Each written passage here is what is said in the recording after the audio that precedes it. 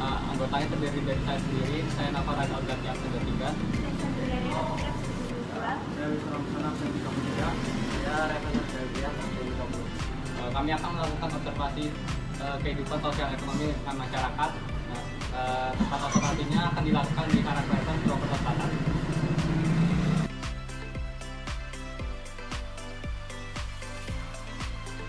Assalamualaikum warahmatullahi wabarakatuh.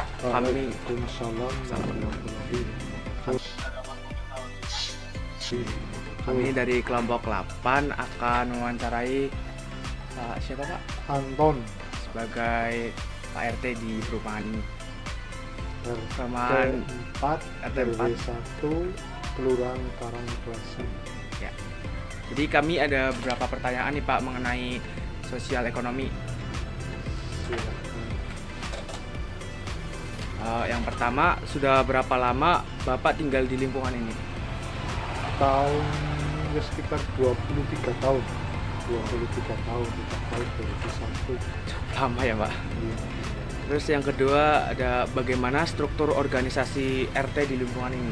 Ya sama seperti tempat yang lain, ada ketua RT, itu kedua ada bendahara, ada sekretaris, ada juga seksi-seksi yang lain, seksi usaha ada, seksi keamanan ada, seksi kebersihan juga ada di sini.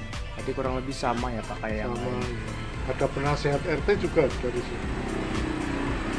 Terus yang ketiga, ada bagaimana sistem pemilihan ketua RT di lingkungan ini Pak? Oh, di sini dulu saya dipilih, tapi setelah 4 tahun ganti ya, tapi terus menyerah, besok dipilih lagi sampai sekarang itu saya jadi ketua RT, jadi hampir 23 tahun jadi ketua RT di sini. Lalu udah bola-balik menyerahkan, tapi yang terpilih kalau ada masalah akhirnya wah aku nggak mau jadi ketua RT lah, nanti jadi ribet itu. Contohnya dulu Pak Edi itu di sini sudah terpilih jadi ketua RT, terus Ibu Edinya ngambek, terus Pak Kris juga pernah jadi ketua RT tapi sebentar, Pak Niantoro pernah jadi ketua RT juga. Yang keempat, ada kegiatan sosial apa saja yang ada di lingkungan ini Pak? Di sini banyak kegiatan sosial, contoh ya yang pernah terjadi di sini. Satu, kalau ada warga di sini ternyata tidak mampu untuk sekolah misalnya gitu, nanti bapak-bapak bantingan bantulah, ada yang 50.000, ada 100.000 dimasukkan sekolah. Ada misalnya kau mau ujian nggak punya bayaran untuk melunasi, ada yang kita pimpin untuk mengumpulkan dana untuk membantu sosial. Terus juga kegiatan sosial lainnya, misalnya kalau ada orang sakit, kita ada tole-tole, ibu-ibu ada tole-tole, atau mungkin dari Dawis ada sumbangan, dari sumbang dikumpulkan jadi satu terus disumbangkan ke sana. Itu kegiatan sosial. Oke. Terus yang kelima, ada apakah sistem pemilihan di wilayah Bapak ini sudah dapat dikatakan demokrasi Pak?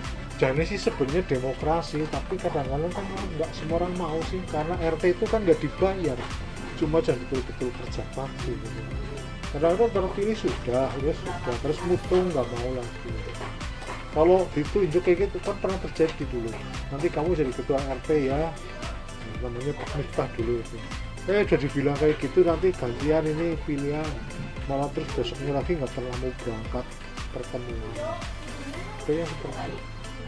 Nah, ketua RT itu jadi katakan apa sih, nggak dapat apa-apa, tapi kan harus tanggung jawab pimpinan di sini. Ya, Pak.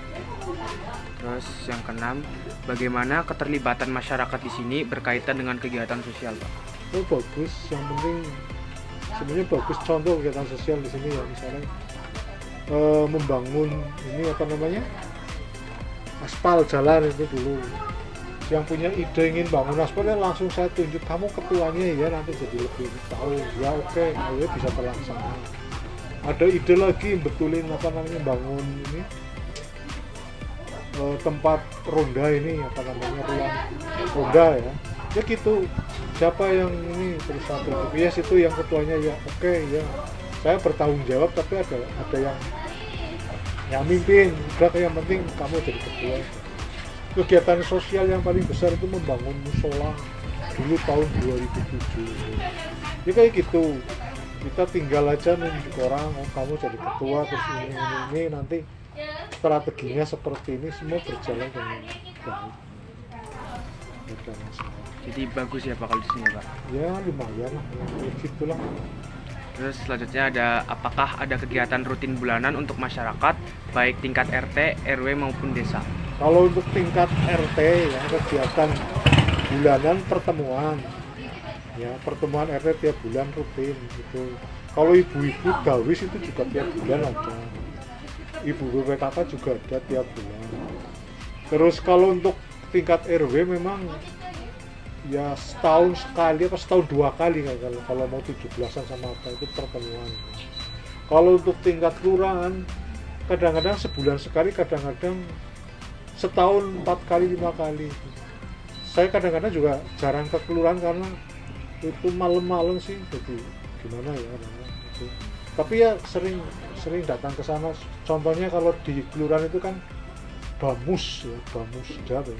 Pokoknya program desa nanti gitu. Terus sing paling ribet kan kalau pertemuan jam 8 tapi mulainya itu jam 9, tengah 10 nanti sampai rumah jam 12 gitu. Ngulurnya kayak gitu. Mau gantian? Apalagi sini banyak. Terus yang ke-9, apakah masyarakat di sini menjunjung tinggi keberagaman? Ya, sebenarnya beragama di sini.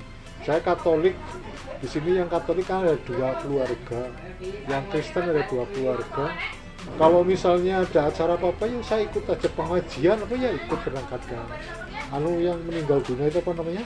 Tahlilan itu, ya saya ikut. Ketua RT kan mau tidak mau ikut nyelumbungi ya istilahnya gitu. Itu keberagaman agama, keberagaman suku di sini ada beberapa suku. Dayaknya ada, belakang Pak Yulianto. Sundanya ada, Pak Edi. Bataknya ada, tapi mereka oke-oke saja, nggak ada masalah, nggak pernah ada ribut-ribut. Kemudian berapa jumlah kakak yang ada di lingkungan ini? Kakak kurang lebih 58 kakak ya, kurang lebih loh. Sama yang ngontrak tuh. Di sini kan ya, kos-kosan itu ada berapa ya? 1, 2, 3, 4, 5 kos-kosan. Kos-kosan ada sekitar 5, terus ada rumah kosong, terus ada yang di kontrak, ada yang asli sini. Sekitar 58-an kakak kurang lebih. Kemudian mata pencaharian dominan pada lingkungan ini? Oh, di sini yang pegawai negeri itu ada 1, 2, 3, ya sekitar 4 ya. Polisi ada 1, sing guru swasta, yang swasta itu hampir sebagian besar yang di swasta. Kalau itu ada yang wirausaha juga ada, Pak Thompson, saya sekarang jadi wirausaha, dulu kan kerja juga pensiun udah. Terus belakang Pak siapa itu namanya, Pak Jun Hartopo juga wirausaha sama air itu ya, air. Gitu.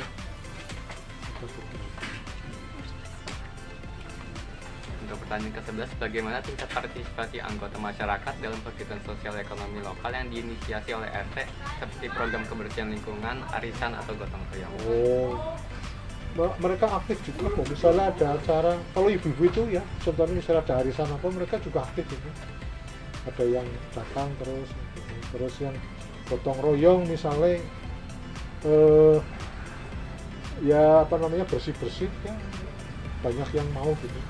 Di sini pernah terjadi koperasi loh dulu, tapi sekarang udah bubar. Awalnya gini, pada waktu tahun 2000-an ya, 2001 2002 itu kan kita masih jumlahnya dikit. Orang-orang di sini tinggal masih pakai topeng gitu, masih berpura-pura. Nah, ada orang mau pinjem duit tapi nggak enak. Terus ada lagi mau pinjam ke RT, baru saya bilang jangan. Akhirnya saya dan Pak Niantoro dan beberapa teman kita buat bandingan yuk, buat koperasi yuk. Ya, akhirnya buat koperasi. Koperasi itu hanya untuk menanggulangi waktu itu supaya tidak saling meminjam antara warga gitu loh. Kalau meminjam antar warga, kalau lancar sih apik, kalau nggak apik akhirnya tidak bagus ya.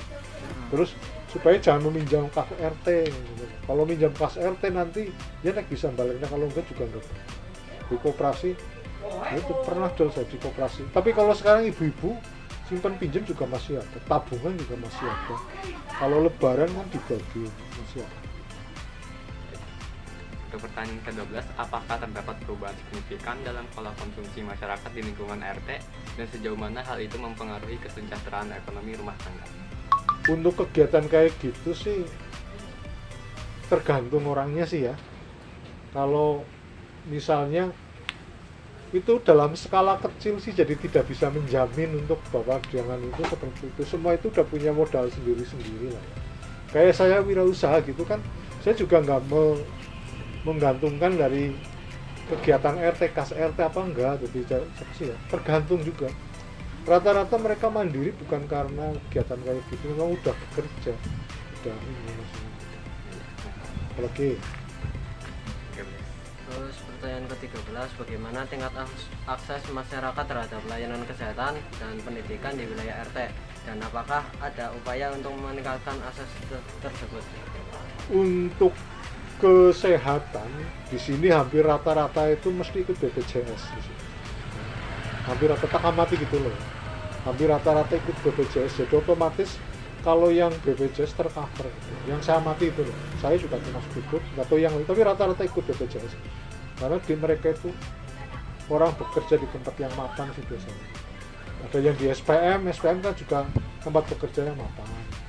Terus untuk kesehatan, ya kita mati di sini lingkungannya juga bersih, ya enggak itu. Tapi memang pernah terjadi di sini serangan penyakit dulu itu zaman demam berdarah. Ya. Ada yang meninggal di sini itu 1 orang demam berdarah. Tahun 2000 berapa ya? 2016 atau 15 belum pernah demam berdarah. Sampai dari kecamatan datang ke sini mengadakan penyemprotan lokal. Terus setelah itu baru ada gerakan-gerakan membersihkan kebun, jentik-jentik apa itu ada yang ibu-ibu jentik-jentik membersihkan kebun sana itu yang sekiranya sebagai sarang nyamuk gitu langsung. Terus juga untuk kesehatan masyarakat yang pernah agak ramai kan dulu zamannya COVID itu, tapi itu tingkatannya tingkat nasional. Di sini yang meninggal ada 1, 2, 3, 4, ada 4 orang yang meninggal yang kena COVID. Kena itu satu rumah ada 2, yang belakangnya 1, tempatnya tidur 1, 4 orang. Tapi kalau yang kena juga waktu itu banyak yang kena gitu loh, sedikit-sedikit COVID itu banyak. Apa lagi? Terus untuk pertanyaan ke-14, apakah terdapat inisiatif yang dilakukan oleh RT untuk memperkuat ekonomi lokal seperti pembentukan koperasi atau kelompok usaha bersama? Sebenarnya ada rencana ya, ada rencana. Cuma satu kendala di sini kan orang yang mau megang, khususnya untuk bapak-bapak itu ada rencana ya. Tapi kalau yang ibu-ibu dalam skala kecil itu sudah ada, ibu-ibu loh. Ya tabungan, ada tabungan yang keliling itu entah itu RT atau Dawis. Yang Dawis itu ada, yang RT itu ada, ibu-ibu loh. Ada yang narikin, nanti kalau kumpul nanti ada yang minjem. Itu dalam skala kecil. Ya usaha untuk apa saya nggak tahu, adanya mungkin usaha untuk mengembangkan ekonomi keluarga ada. Untuk pertanyaan ke-15, bagaimana kondisi infrastruktur dasar seperti akses air bersih, sanitasi, dan listrik di lingkungan RT, dan sejauh mana hal itu memengaruhi kualitas hidup masyarakat? Langkah-langkah apa yang telah diambil oleh RT untuk memperkuat solidaritas? Nih, di sini kan perumahan yang namanya sanitasi sudah tersedia dari developer. Contohnya misalnya sumur, dulu sumur, semuanya banyak sumur, tapi telah melihat sumur kurang bagus, akhirnya pakai ledeng. Terus sanitasi WC semuanya tertutup karena di sini perumahan. Nah, terus untuk kesehatan misalnya sampah gitu ya, Di sini udah dikelola. Di sini udah ada iuran tiap bulan untuk bayar sampah dan untuk keamanan. Jadi untuk kebersihan itu sudah oke. Tapi ada satu yang di sini yang menjadi beban juga, tapi orang masih belum berani. Kotoran kucing, ditulis nanti kotoran kucing. Di sini banyak sekali kucing ya, dan banyak yang mengeluh tentang kotoran kucing. Tapi saya mau bertindak, ada yang suka kucing, ada yang tidak. Jadi kadang-kadang ya kita jaga lah ya. Paling ya kalau kucing liar yang nggak ada yang punya kita tangkap, kita pindahkan di tempat yang lain, gitu. Di sawah atau di mana, nggak di apa-apa atau di mana. Kotoran kucing kalau pas ngumpul itu terus jijik banget. Ada yang kadang-kadang di jalan keinjak kaki terus ditaruh sandal itu baunya nggak karuan. Apalagi Kiranya udah cukup Pak. ya, Bagi kita. Terima kasih ya Pak sudah menjawab pertanyaan dari kami. Sekian dari kami. Wassalamualaikum warahmatullahi wabarakatuh. ya, mudah-mudahan bisa berguna ya. Terima kasih ya, Selamat Pak. berjuang. Ya. Yuk, yuk, yuk.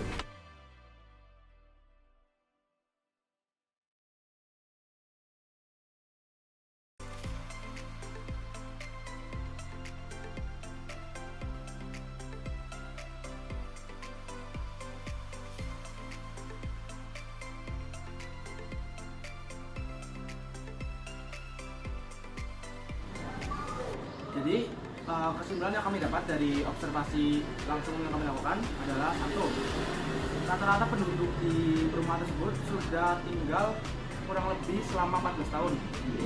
Lalu pemilihan ketua RT di lingkungan tersebut biasanya itu dipilih secara pemilihan langsung.